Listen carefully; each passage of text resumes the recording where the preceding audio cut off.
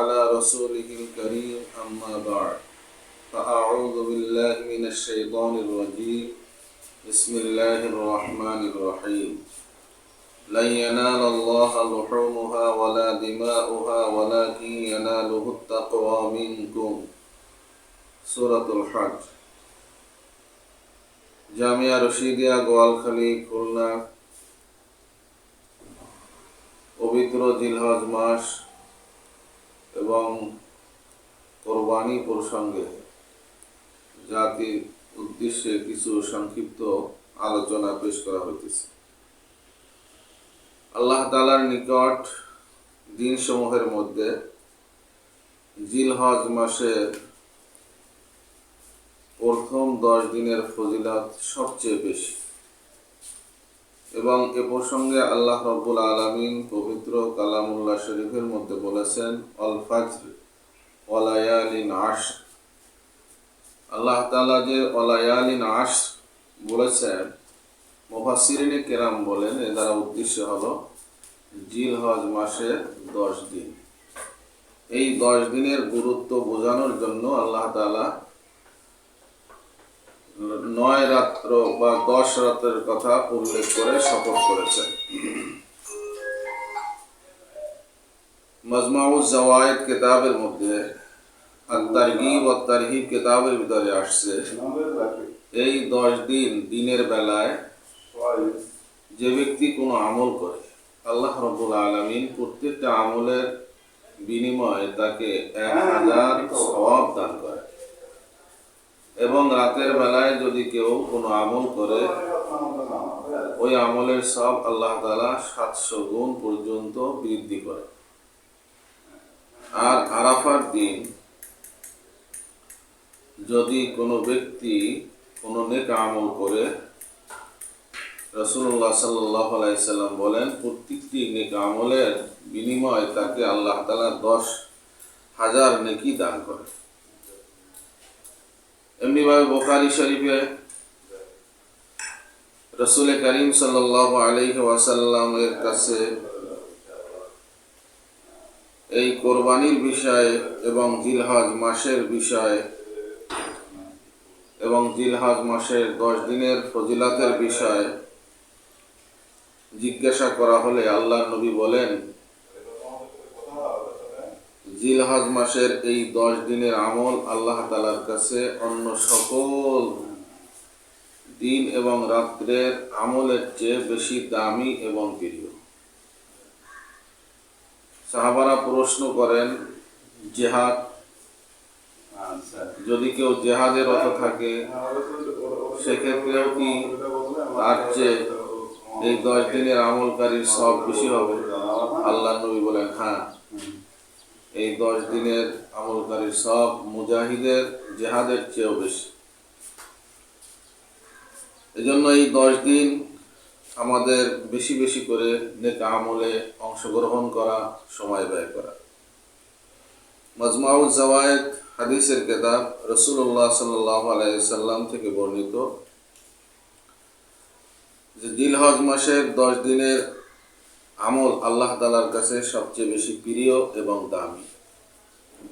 সুতরাং তোমরা এই 10 দিন বেশি পরিমাণে তাসবিহ, তাহমিদ, তাহলিল এবং তাকবীর আদায় করবে। সুতরাং জিলহজ মাসে এই 10 দিন রোজা রাখা এবং তাসবিহ তাহলিল আদায় করা এটা হাদিস দ্বারা প্রমাণিত। সুতরাং এই দামি আমলে আমাদের দিন এবং রাতের সময়কে ব্যয় করা উচিত। জিলহজ মাসের 10 তারিখে কোরবানি করা এটা আল্লাহ তাআলার কাছে সবচেয়ে বড় নেক আমল এবং অন্য সকল আমলের চেয়ে 10 তারিখ কোরবানি করা আমল এর সওয়াব আল্লাহ তাআলার কাছে সবচেয়ে বেশি দামি এবং ফজিলতপূর্ণ।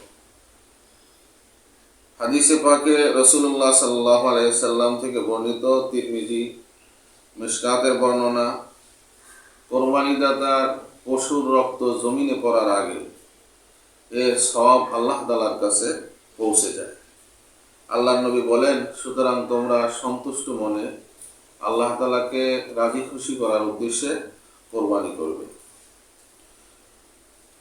এমনিভাবে বাইহাকি শরীফ এবং তারগিব ও তারহিব কিতাবের থেকে বর্ণনা করা হয়েছে, কোরবানির পশুর শরীরে যেই পরিমাণ গোশত এবং হাড্ডি থাকে,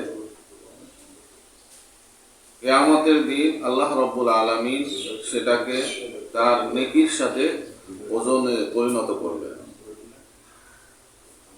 অন্য বর্ণনার ভিতরে আছে আল্লাহ রাব্বুল আলামিন কোরবানির পশুকে পুলসিরাতের বাহন হিসাবে গ্রহণ করবেন।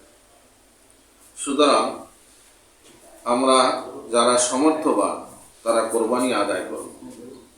এখন প্রশ্ন হলো, কোরবানি কার উপরে ওয়াজিব? কোরবানি ওয়াজিব হলো যে ব্যক্তি মুকিম, যে সফরে নেই, বাড়িতে অবস্থান করছে, তার নিকট যদি 7.5 ভরি স্বর্ণ বা 52.5 তোলা রূপা বা সমমূল্যের টাকা, ব্যবসায়িক কোনো মাল, প্রয়োজনের অতিরিক্ত কোনো সামানপত্র বা প্রয়োজনের অতিরিক্ত যদি কোনো জমি থাকে, তাহলে সেই ব্যক্তির উপরে কোরবানি করা ওয়াজিব। এই কোরবানি ওয়াজিব হওয়ার ক্ষেত্রে যাকাতের মতো বছর অতিক্রম করা এটা জরুরি নয়। কোরবানির 3 দিনে প্রয়োজনের অতিরিক্ত এই 7.5 ভরি স্বর্ণ বা 52.5 তোলা রূপার বা তার সমমূল্য টাকা বা অন্যান্য সম্পদ থাকলে তার উপরই কোরবানি ওয়াজিব। কোরবানি ভাগে করা বা কোরবানির সাথে আকিকা সম্পৃক্ত করা উভয়টাই জায়েজ। একটা গরুতে মহিষে 7 জন মিলে যদি কোরবানি করে, এটা যেমন জায়েজ। 7 জনের মধ্য থেকে 5 জন কোরবানি করলো, 2 জন আকিকায় অংশগ্রহণ করলো, এটাও তেমনিভাবে জায়েজ। কারণ হলো, কোরবানি এটা একমাত্র আল্লাহ তাআলার কুরবাতের জন্য, সন্তুষ্টির জন্য দেওয়া হয়। তেমনিভাবে আকিকাও আল্লাহ রাব্বুল আলামিনের সন্তুষ্টির জন্য করা হয়। সুতরাং সমাজের ভিতরে যারা এই বিষয়ে সন্দেহ এবং বিবাদ ছড়ানো চেষ্টা করছে, তাদের এই কথা ঠিক নয়। তিরমিজি শরীফের বর্ণনা এবং বিশ্ববিখ্যাত ফতোয়ার কিতাব রদ্দুল মুখতারের বর্ণনায় এবং ভারতের বিখ্যাত মুফতি কিফায়াতুল্লাহ সাহেব রাহমাতুল্লাহি আলাইহি লিখিত কিফায়াতুল মুফতি 8ম খণ্ড 263 পৃষ্ঠার বর্ণনায় একথা স্পষ্ট উল্লেখ রয়েছে। কোরবানির চামড়া নিজের কাজে ব্যবহার করা বৈধ। হ্যাঁ, যদি নিজের কাজে ব্যবহার না করা হয় বরং বিক্রি করে দেওয়া হয়, সেই বিক্রি টাকা নিজে ভোগ করা এটা অবৈধ, বরং সেটাকে দান করে দেওয়া ওয়াজিব। দান করলে তিনি দানের সওয়াব পাবেন। বিভিন্ন মাদ্রাসা গরিব তালেবে ইলমরা তাদের দ্বীন শিক্ষার সহযোগিতার জন্য যদি তাদেরকে দেওয়া হয়, তাহলেও এর বিনিময়ে আপনারা দ্বিগুণ সওয়াব পাবেন। এক তো দানের সওয়াব, দ্বিতীয়ত হলো দ্বীন শিক্ষার সহযোগিতার সওয়াব। হেদায়া 2য় খণ্ড 232 পৃষ্ঠা। আরেকটি বিষয় আমাদের সমাজের ভিতরে ইদানিং বিতর্ক দেখা যায়, সেটা হলো একই দিন ঈদের নামাজ পড়া, সৌদির সাথে মিলায়া। তেমনিভাবে আরাফার দিন হাজী সাহেবরা যেদিন আরাফার ময়দানে অবস্থান করেন, ওই একই দিনে বাংলাদেশে 8 তারিখে আরাফা রোজা রাখা, এই বিষয়ে কতিপয় আলেম ইদানিং এই বিষয়টাকে সমস্যা হিসেবে জাতির কাছে পেশ করে থাকেন এবং অনেকে বলে থাকেন যে একই দিনে হাজী সাহেবানরা আরাফার দিন যেখানে অবস্থান করেন ওই দিনই রোজা রাখতে হবে। আবার কতিপয় বলেন সৌদি আরব যেদিন ঈদ করেন বাংলাদেশে একই দিন ঈদ করা যাবে। কিন্তু কোরআন এবং সুন্নাহর দলিল প্রমাণ অনুসন্ধান করলে দেখা যায় যে একই দিনে ঈদ করা বা আরাফার দিনে বাংলাদেশের রোজাদারদের আরাফার রোজা রাখা এটা কোরআন সুন্নাহ বিরোধী এবং এটা সুন্নাত পরিপন্থী কাজ। কারণ নামাজ, রোজা এই জাতীয় ইবাদতগুলো সময়ের সাথে সম্পৃক্ত। তো নামাজ আমরা সৌদি আরবের সময়ের সাথে মিলিয়ে পড়ি না, আর এটা পড়াও সম্ভব নয়। তেমনিভাবে রোজা, ঈদ এগুলোও সৌদি আরবের সাথে সময়ের আমাদের দেশের ব্যবধান থাকার কারণে একই দিন একই সময় আদায় করা এটাও অসম্ভব ব্যাপার। মুসলিম শরীফের বর্ণনায় আসছে যে হযরতে ইবনে আব্বাস রাদিয়াল্লাহু তাআলা আনহু থেকে বর্ণিত, শাম দেশ থেকে সফর করে আসা সাহাবী তাকে লক্ষ্য করে হযরতে ইবনে আব্বাস জিজ্ঞাসা করেন, তোমরা কবে চাঁদ দেখেছো রমজানে? তিনি বললেন যে আমরা বৃহস্পতিবার চাঁদ দেখেছি। ইবনে আব্বাস বলেন, আমরা তো শুক্রবার চাঁদ দেখেছি। তখন ওই সাহাবী কুরাইব তিনি বলেন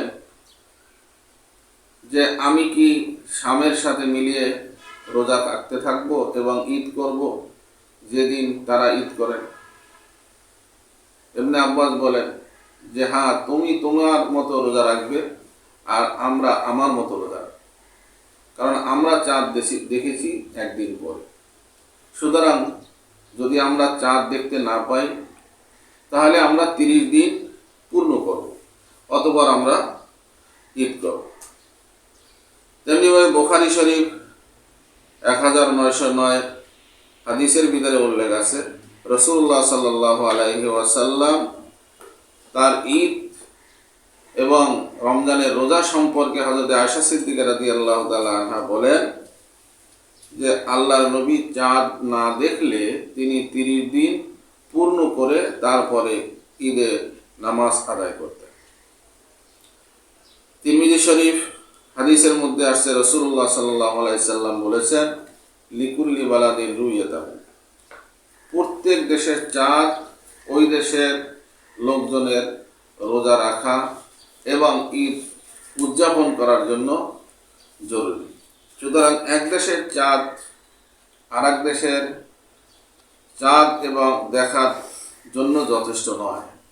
নামাজের ব্যাপারে, কোরবানির ব্যাপারে, রোজার ব্যাপারে সৌদি আরব চাঁদ যেদিন দেখবে তারা তাদের হিসাব অনুযায়ী এই আমলগুলো আঞ্জাম দিবেন, আর বাংলাদেশের অধিবাসীগণ তারা যেদিন চাঁদ দেখবে তাদের সেই চাঁদের হিসাব অনুযায়ী তারা তেমনিভাবে রমজানের রোজা, তারপরে আরাফার রোজা এবং ঈদ তারা আঞ্জাম দিবেন। আল্লাহ রাব্বুল আলামিন এই আমলগুলো সময়ের সাথে সম্পৃক্ত করেছেন। সুতরাং যে দেশের সময় যখন হবে তারা সেই দেশের ওই আমলটা আদায় করবেন।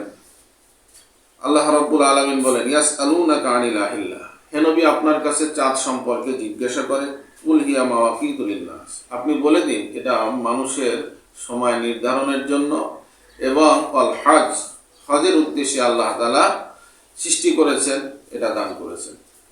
অতএব নামাজ যেমন আমাদের সময়ের সাথে সম্পর্ক এবং সময় অনুযায়ী আমরা যথা নিয়মে আদায় করে থাকি, তেমনিভাবে রোজা এবং ঈদও সময়ের সাথে সম্পর্ক, বিধায় আমরা সেটাকেও সময়ের হিসাব অনুযায়ী আমরা আদায় করব। এটাই হলো কোরআন সুন্নাহর নিয়ম এবং বিধান। এই বিধান উপেক্ষা করে কেউ যদি আবেগ বশীভূত হয়ে সৌদির সাথে মিলিয়ে ঈদ করতে যান, রোজা রাখতে চান, সেটা সুন্নাহ বিরোধী হবে, শরীয়ত বিরোধী হবে। আল্লাহ তাআলা আমাদেরকে বিষয়ে সঠিক বুঝ দান করুক এবং জাতিকে সঠিক জ্ঞান পৌঁছানোর ব্যাপারে তাদের ভূমিকা রাখার তৌফিক দিন। আসসালামু আলাইকুম।